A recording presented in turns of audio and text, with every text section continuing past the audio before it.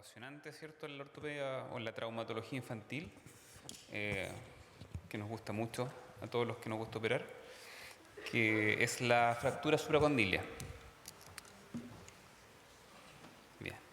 Bueno, la fractura supracondilia de húmero en niños, como ustedes han visto hoy día, la gran mayoría de las fracturas de extremidad superior en niños son de manejo ortopédico. Por lo tanto, por eso a los que nos gusta, a todo el cirujano que le gusta operar, es una fractura que nos da esa posibilidad. Sabemos que las fracturas supracondilias son el 75% de las lesiones del codo y que el 80% de ellas son fracturas de indicación quirúrgica. Por eso es tan importante saber reconocerlas, saber cuáles son los patrones de estabilidad y de inestabilidad que nos hacen esta indicación. Habitualmente son niños de 5 a 7 años y no existen diferencias de sexo. El mecanismo habitual de esta lesión es una caída de altura, ya sea de la cama, de un sillón, por lo tanto no requiere ser de gran altura. Aquí en Valdivia habitualmente son niños que se caen de un cerezo, ¿cierto?, que tiene las ramas blandas, se afirman, se ven ramas gruesas pero blandas y se caen. Recordar siempre que hasta un 15%, o sea, pongámosle que una de cada 5 o 6, tiene asociada una fractura de radio distal y que muchas veces pasa desapercibida hasta el momento en que estamos retirando las agujas y que vemos una formación de callo óseo. Esta es una diapositiva que nosotros deberíamos tenerla siempre a mano, ¿cierto?, para recordar cuándo son los momentos en que empiezan a aparecer los núcleos de osificación de la paleta humeral y en qué minuto comienzan a unirse estos núcleos de osificación. Y así vemos, ¿cierto?, cómo los primeros en aparecer son a nivel del cóndilo, posteriormente sigue la epitróclea, a nivel de la epitróclea, la tróclea, y finalmente se termina de osificar más o menos entre los 15 y los 16 años para formar la parte más proximal. ¿Esto por qué es importante? Porque estos huesitos de aquí, si ustedes se fijan, más o menos a los 2 años es cuando están presentes. Y antes de eso nosotros vamos a ver aquí una zona que va a ser solamente cartílago. Y muchas veces nos toca ver que llegan fracturas como si fueran luxaciones de codo, porque vemos esto separado del antebrazo y no vemos el segmento intermedio. Por lo tanto, siempre tenerlo en consideración y ver que cuando tenemos un rasgo neto de borde circular en un niño más o menos de 2 años, son lesiones que son fracturas supracondilia, pero que no vemos el fragmento distal. Importante ahí porque el mecanismo de lesión de esos niños a los 2 años no va a tener grandes energías, sino que es porque los niños los toman y los agitan cuando son maltratados. Por lo tanto, una fractura que se asocia con maltrato infantil. ¿Por qué se produce esta fractura? Si ustedes se fijan, en los niños ya más grandes, ¿cierto?, tenemos una zona de debilidad que corresponde a la fosa coronoides con la fosa olecraniana. Y es ahí donde nuestro cúbito va a hacer la presión, principalmente en extensión, y va a producir la zona de fractura. Por eso la dividimos nosotros en 2 tipos. La fractura en hiperextensión, que son el 96%, que es con la caída con el brazo extendido, y la fractura con el codo en flexión, en el cual se produce una fuerza, un mecanismo cizallante y produce el desplazamiento del rasgo distal hacia anterior.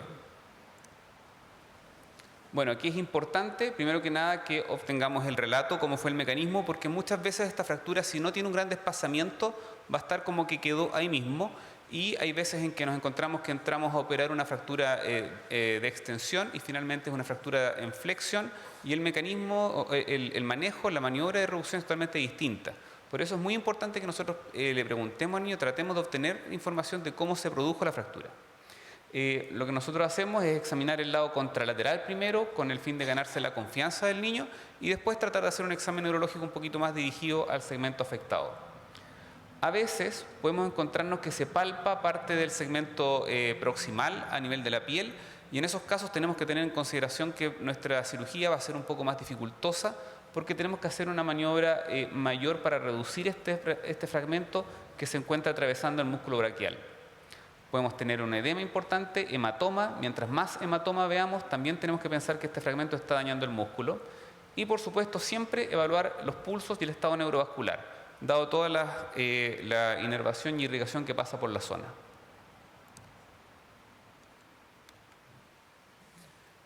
Perdón. ¿Cómo realizamos el examen neurológico? En los niños le podemos pedir maniobras simples. Si tocamos, ¿cierto?, el borde radial del dedo 2, podemos ver la inervación sensitiva del nervio mediano. En el borde, en el espacio entre el primer y el segundo rayo, vamos a ver el examen neurológico radial y el cubital en el borde cubital del dedo 5. Si aducimos el pulgar, estamos examinando la parte motora del nervio mediano.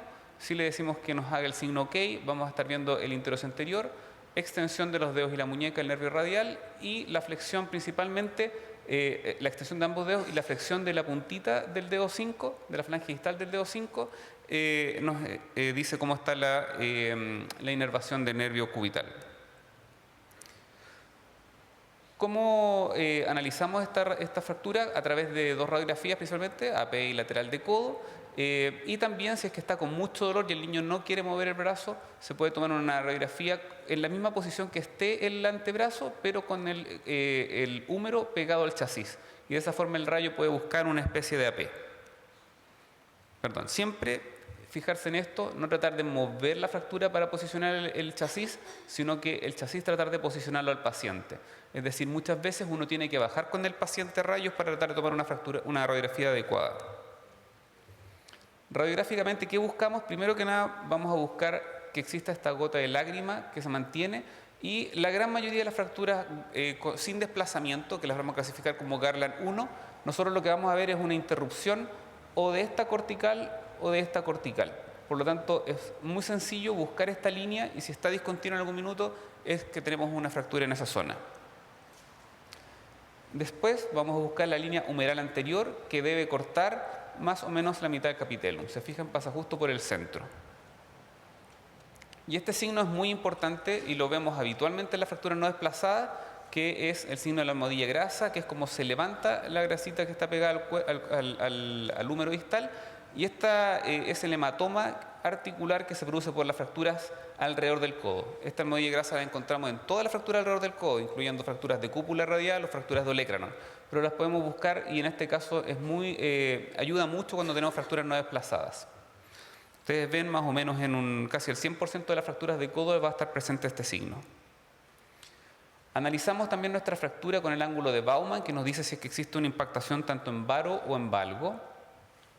Y finalmente, cuando veamos nuestro resultado, podemos buscar también cómo está el ángulo de transporte, que no sale mucho publicado, pero en el fondo es casi lo más importante que tenemos que ver para el resultado final, ver cómo quedó nuestro eje mecánico funcional de la extremidad. Si ustedes se fijan, en extensión vamos a tener un valgo cercano a los 15 grados, en flexión de 60 grados debería estar en neutro, y cuando tenemos una flexión completa vamos a tener un varo, es decir, el brazo se acerca al cuerpo, más o menos de 5 a 6 grados. Bueno, ahí tenemos, ¿cierto?, los dos patrones típicos, el patrón en extensión, que es un 96%, y el patrón en flexión, que es la primera parte en la cual nosotros vamos a clasificarlo, según mecanismo.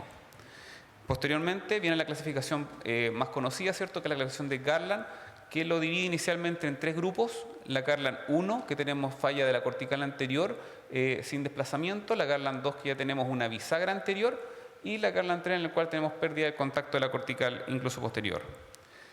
Ahora se agrega el tipo 4, en el cual tenemos una inestabilidad completa, multidireccional, porque el periósteo tanto anterior como posterior está roto, y en estas fracturas es mucho más difícil realizar la reducción. Esta es la que nos da habitualmente más problemas.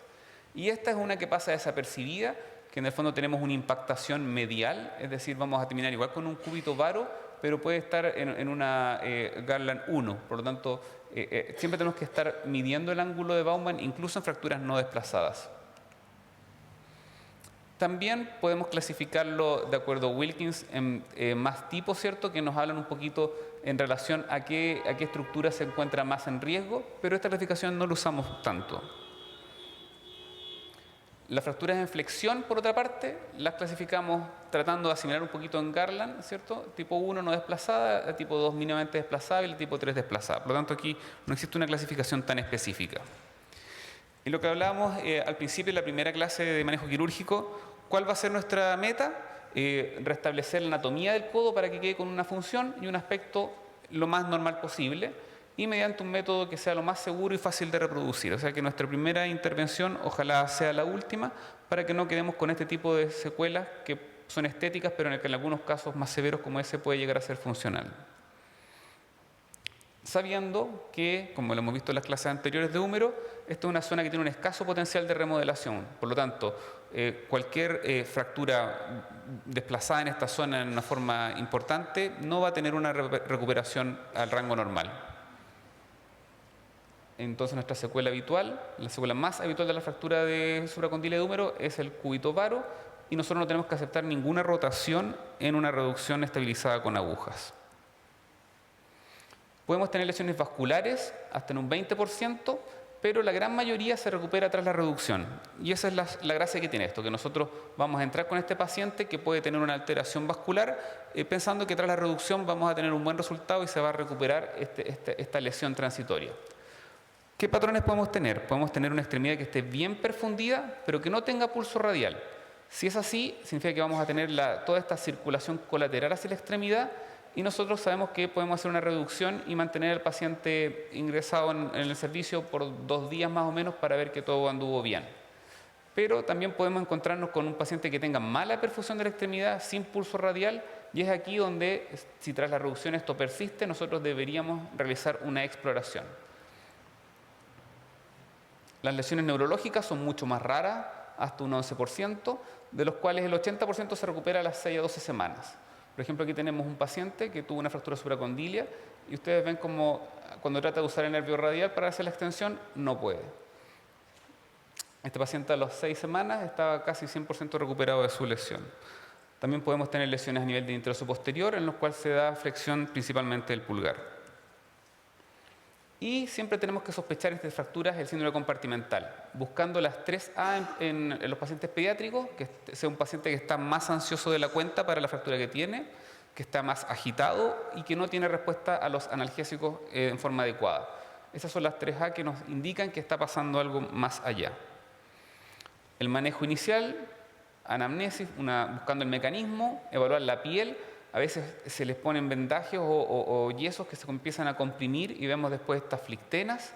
Tener un buen estudio neurovascular, como lo habíamos dicho, la radiografía, una válvula bien acolchada. Nosotros, si el paciente no se va a operar en forma inmediata, o sea, si vamos a tener que esperar 2 o 3 horas o incluso un poco más, lo que hacemos es que ponemos solamente vendajo de algodón bien suelto, unas 6, 7 vendas de algodón, cosa que quede como con un tubo de algodón, y no tratamos de poner una válvula de yeso, sino que con eso habitualmente es suficiente. Y el paciente lo siente firme, pero blando, por lo tanto no le complica el tener esto ni produce este tipo de flictenas de algo compresivo. Lo hospitalizamos habitualmente, ¿cierto? Y para realizar la cirugía, y lo mantenemos con embrazo en alto dentro de lo que se pueda. En las fracturas tipo 1A, es decir, aquellas que no tienen conminución medial, el tratamiento habitual es el yeso braquiomano por 3 semanas y con una flexión que no sea mayor a 90 grados. En las tipo 1B, es decir, que tienen conminución medial, sabemos que un 57% va a tener cúbito varo, y es ahí donde nosotros recomendamos realizar igual una reducción cerrada y agujas percutáneas desde lateral. En las tipo 2 y en las tipo 3, nosotros hacemos reducción y estabilización con 2 agujas desde lateral. En las tipo 3, en el caso de que la fractura persiste inestable, podemos utilizar 3 agujas desde lateral para mantener la fijación. Tratamos de evitar en lo posible el uso de agujas cruzadas. Y posteriormente lo dejamos con una válvula braquiomano por 3 semanas, que se retira en el box al minuto de sacar la aguja las mismas 3 semanas. Encontramos, y hay que explicarle a la mamá al minuto de la cirugía, que cuando vayamos a sacar el yeso y las agujas va a tener una rigidez inicial, y que no se preocupe porque esa rigidez se va a recuperar habitualmente dentro de las primeras 6 semanas. Cosa que no comiencen a preguntar si es que va a tener que ir a kinesioterapia cuando saquemos el yeso o las agujas. Hay que dejar al niño tranquilo porque la verdad es que nunca nos ha tocado un niño que quede con una rigidez significativa de codo que sea clínica. ¿Cómo usamos las agujas? Tienen que ser de un diámetro adecuado, habitualmente son de 2 milímetros, con una separación a nivel del foco de fractura que sea mayor a 2 milímetros. Nosotros recomendamos la entrada lateral para evitar el daño del nervio cubital, y aquí usamos 2 o 3 agujas. Y que las 2 agujas pasen 2 corticales al menos. Si pasamos una aguja a nivel central, puede pasar incluso hasta 4 corticales si pasa por la fósfora craneana. Una forma bastante sencilla, no sencilla, pero para simplificar que estas agujas queden bien posicionadas, es dividir el rasgo de fractura en 3 y tratar de que una aguja tome el segmento externo y otra aguja tome el segmento interno. Porque lo que pasa habitualmente es que uno en el punto de entrada queda un poco convergente y esto hace que se complique la posición con una separación importante dentro del foco de fractura. Bueno, lo que habíamos dicho, cuando existe una encarcelación del hueso dentro del músculo brachialis, hay que hacer esta maniobra de ordeña. Una vez que logramos sacar el fragmento del músculo, hacemos la maniobra clásica, que es una tracción con 20 a 30 grados. Después con nuestro pulgar presionamos el húmero distal hacia arriba y vamos realizando la flexión del antebrazo sobre el húmero. Y mantenemos la flexión idealmente con supinación. De esa forma esto está estable, en muchas partes esto lo opera un solo cirujano y una vez que ya hizo la reducción le pasa una venda y lo deja amarrado aquí el húmero en flexión y de esa forma eso no se va a mover si es que tiene un periosto estable. Comprobamos en rayos, fíjense cómo se toma la lateral, que se toma con rotación externa y nosotros cuando son fracturas que están muy desplazadas, solamente en esos casos usamos mesa lateral para no tener que mover el codo del paciente mientras hacemos nuestras maniobras de reducción, sino que hacemos la lateral moviendo el equipo de rayos. ¿Qué es lo que buscamos nosotros como un parámetro radiológico adecuado? Tener continuidad de la columna lateral y la medial en una proyección oblicua. Eso nos indica que hay cierto contacto óseo y que por lo tanto va a haber una consolidación adecuada. Que el ángulo de Baumann no sea mayor a 10 grados y que la línea anterior del húmero intersecte el capitellum, por lo menos en un 30%. La aguja cruzada es una técnica que está descrita, pero tiene hasta un 5% de lesión del nervio ulnar y está demostrado que la estabilidad de las agujas laterales es suficiente como para tener que evitar el uso de este sistema. Hay otras formas de poner agujas cruzadas tratando de evitar el nervio cubital, pero sin embargo podemos lesionar el nervio radial, lo que puede ser peor. Y en esta zona la piel es mucho más gruesa y estas agujas tienen un porcentaje mayor de infección. Y un tiempo, anteriormente se usaba mucho la tracción transolecraniana, en el cual se mantenía un pin que traccionaba desde el olecranon para alinear la extremidad, pero eso tiene un porcentaje de cúbito varo de un 10 a un 30%. Y tenía que estar el paciente además hospitalizado de 10 a 20 días hasta que tuviera un callo suficiente. Por lo tanto, esta técnica actualmente no la recomendamos. En los casos complejos, lo que nosotros recomendamos es la reducción a través de un tutor externo percutáneo, en el cual tomamos ambos segmentos, el segmento distal y el segmento proximal, hacemos nuestra maniobra de reducción bajo rayos y lo estabilizamos después con una aguja antirrotatoria. Esto lo usamos en fracturas inestables, en aquellas que vayan a requerir exploración neurovascular, con minutas. La principal indicación, y en lo que tenemos más casos, son las fracturas en flexión, porque la fractura en flexión es muy difícil de reducir con el paciente de cúbito dorsal, por lo tanto, de esta forma es muy fácil de realizar. Aquellas que sean irreductibles o en fracturas expuestas como habitualmente usamos tutor externo. Para reducir, si es que tenemos que llegar a una reducción abierta, cosa que nosotros tratamos de evitar y casi yo diría que nunca lo hacemos, hay que siempre tener en cuenta la irrigación. Y si ustedes se fijan, hay que pensar que de anteromedial vamos a tener el nervio mediano y la arteria braquial y de anterolateral el nervio radial como enemigos.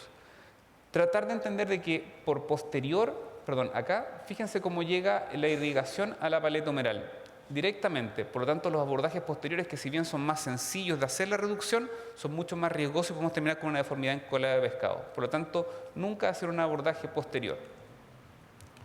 Y como nuestra principal consecuencia de complicación de esta fractura es el cúbito varo, esto se produce por una impactación medial mayor a 10 grados y la causa principal, si nosotros hicimos un buen diagnóstico, es que nuestra reducción quirúrgica fue inadecuada y se perdió. Es decir, cuando dejamos cierta rotación y nosotros usamos agujas, lamentablemente una de esas agujas o las dos van a estar afuera del segmento más proximal. Por eso no lo recomendamos. En el caso de que la fractura sea muy estable, nosotros recomendamos usar tutor externo porque eso no requiere que la rotación sea corregida completamente. Y nosotros podemos ver incluso en nuestros casos remodelación en el plano rotacional del codo. En resumen, esta es una lesión frecuente en herida pediátrica que requiere una adecuada evaluación y registro de nuestra anamnesis inicial para saber qué vamos a hacer y qué complicaciones podemos tener a futuro. Y es de frecuente manejo quirúrgico, por lo tanto, en algún minuto vamos a tener que vernos enfrentada a ella con la seguridad de poder resolverla adecuadamente. Gracias.